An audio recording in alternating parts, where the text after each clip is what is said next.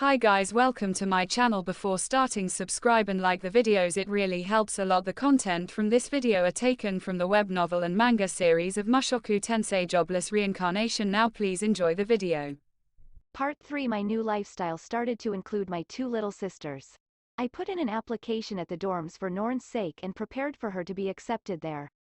I talked with Sylphy about it as well, and if anything happens within the dorm, I sincerely requested for her to take care of it. Are you going to keep Norn-chan at a distance? Sylphy used a bit of a condemning tone of voice. In her regard, she might think it's best for Norn's sake that she remains in the house and does various things. Even I think that's a possibility as well. But, if I think about the things that occurred the other day, I can't think that's the best decision. I told Sylphy about that matter. It might be better not to keep Aisha and Norn together. It seems like a variety of things were said about a mistress and such. It's not like I'm pushing her to a distance. We're just suddenly far too close, so I'm putting a bit of distance between us. Those sorts of things happened, I get it. As much as possible, I'll try to keep an eye on Norn-chan as well. Sylphy pleasantly nodded in agreement. It would be good as long as this continues in a good direction. Part 4. Aisha has become our housemaid. She is superior. Ever since Aisha has started taking care of things in the house, the burden on Sylphy has largely been reduced. Aisha is doing all of the cleaning. The laundry is done by Aisha as well. My jobs have been taken away by Aisha. This means that I can't stroke or rub my cheeks against Sylphy's used panties anymore. Giving up on it, unable to explain it, I have no choice other than to move on just like before. There are duties which we couldn't hand over to her though. Shopping and cooking are done by Sylphy. Aisha is a helper. Other than that, arrangements for cleaning the chimney, greeting the people who live in the neighborhood, and all these other things that I never realized were being done in succession as well. She's really excellent. She stands out and makes no mistakes. She has no faults. I'm sure she's putting in effort in places I can't see as well. It seems Aisha intends to take being a maid seriously. Taking off the mask of a little sister, doing her duty with a steel will. It's the result of Lilia's education. She would generally take care of various things around the house. When we return, she would help Sylphy with making meals, help me out with preparing the bath, prepare a change of clothes before Sylphy and I enter the bath, help Sylphy after getting out of the bath, brush and set her hair. Even on the days of her night shift, she would put on winter clothes and head out saying, "I will now conduct myself to the madam and return." It seems Sylphy somehow feels a bit troubled by it. It's actually quite enjoyable to watch those two. Also, during times when visitors come by, she looks after them as well. Though I say that, the only one that has come these past few days is just Nanahoshi.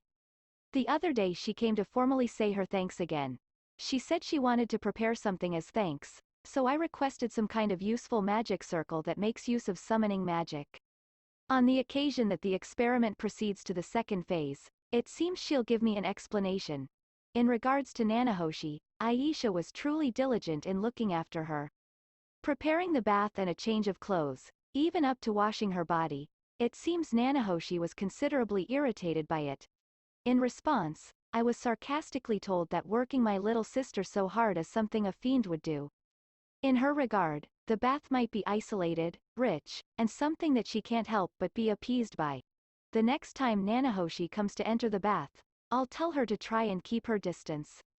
Later on, when I do something in the living room, she goes around doing this and that to take care of me. Confirming the situation of the fire in the fireplace, bringing out some kind of warm drink. I really do feel that it's a bit odd to be taken care of like this by my little sister. However, Aisha is doing it so happily. I'm sure it will be fine to continue like this for a while.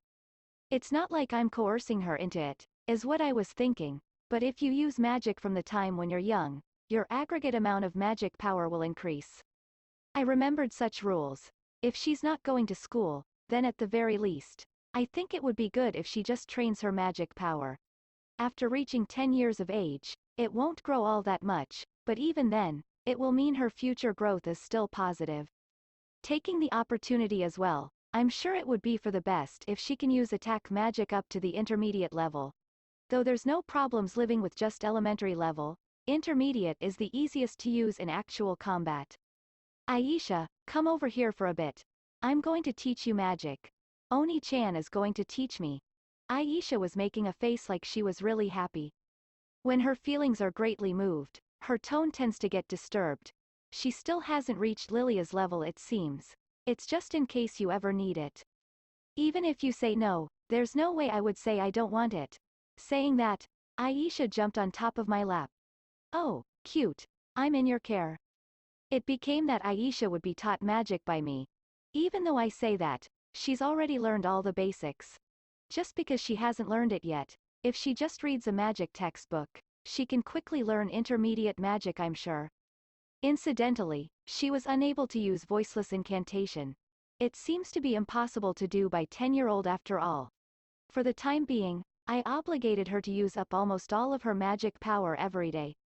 During the night, Aisha would come crawling into my bed. Oni-chan, is it fine for me to sleep together with you? Since that one thing happened just the other day, I'm being a bit too sweet towards Aisha as well. Well, something like sleeping together is fine, I'm sure. Sure it is, now come. I didn't make any complaints in particular and invited her into the bed. Aisha's body is smaller than Sylphy's and she has a high body temperature. Since this region is cold, she's the best as a hugging pillow. Of course, nothing on the erotic side goes on. Honestly, I don't feel like I can get into an erotic mood. In the first place, she still hasn't finished developing her secondary sexual characteristics. It seems she does have the knowledge itself though, but the point of sexual desire is still in the future, I'm sure. I have nothing to feel guilty about. Well, if Aisha ends up holding sexual desires towards me, then she'll have to give up on it at that time. I have nothing to say about anything in relation to near relatives though. I just don't want to destroy the relationship with my family.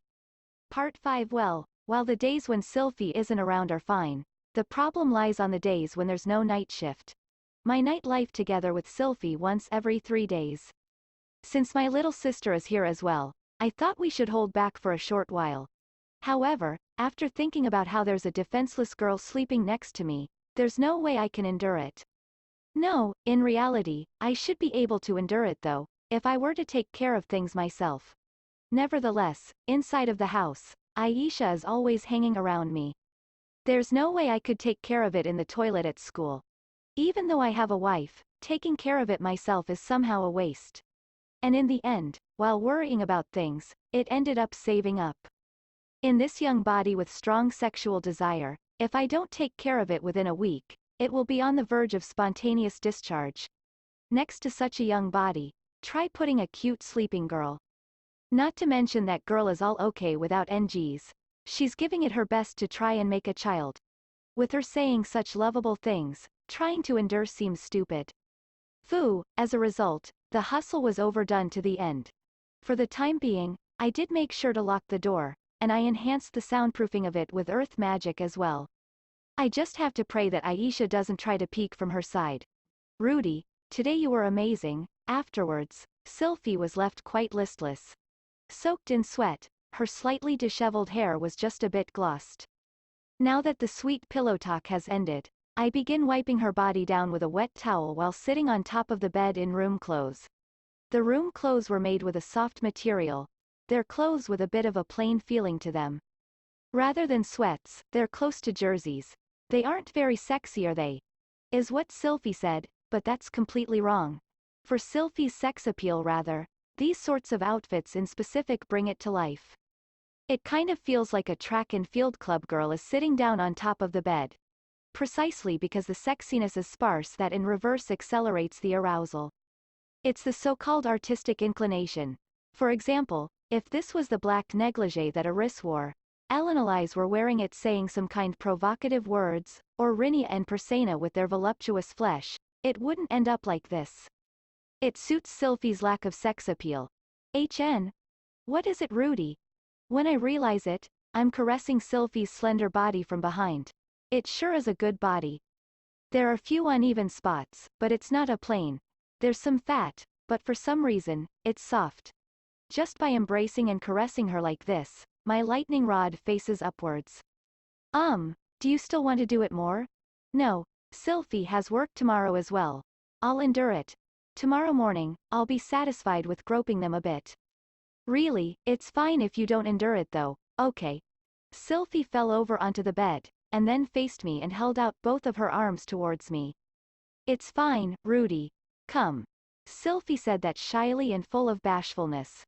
My patience turned into a gestalt collapse in an instant.